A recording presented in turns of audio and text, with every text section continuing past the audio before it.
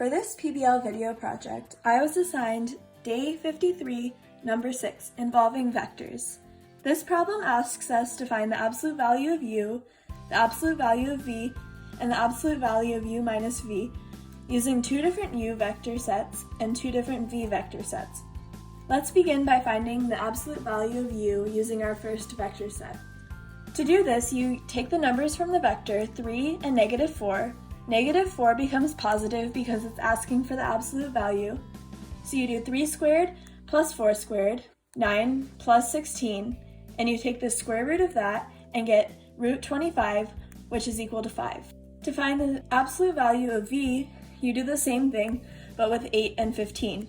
8 squared plus 15 squared, take the square root of that, and you get 289, which equals 17. Now to do u minus v, there are two different ways. I'll start with the first. You take the two vector sets and you subtract them from each other. You do 3 minus 8 and -4 minus 15.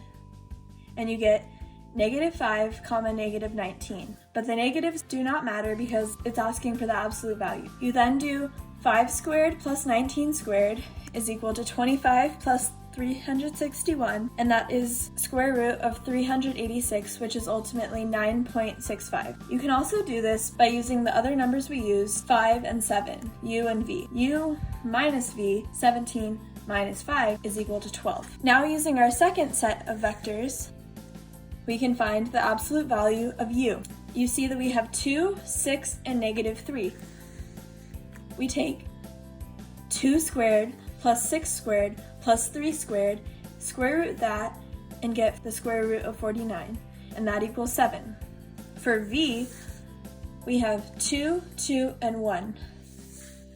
This turns into 2 squared plus 2 squared plus 1 squared, which turns into the square root of 9, which is 3. Lastly, we are doing u minus v again. Again, we can take the two values that we got for u and v, 7 and 3, and subtract them to get 4. We can also take the numbers in the vectors and subtract them from each other. So we can do 2 minus 2, 6 minus 2, and -3 minus 1, and we get 0, 4, and -4, which turns into 4 squared plus 4 squared is equal to 32, which is ultimately 5.66.